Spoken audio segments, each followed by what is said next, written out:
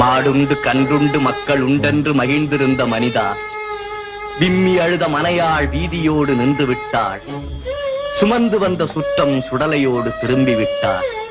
இப்போது உனக்கு பேரங்கே, பெரிய தனமெங்கே, ஊரங்கே, உறவெங்கே?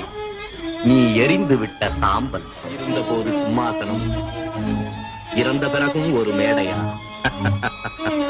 முடி சார்ந்த மன்னரும் முடிவில் ஒரு பிடி சாம்பலாவார்.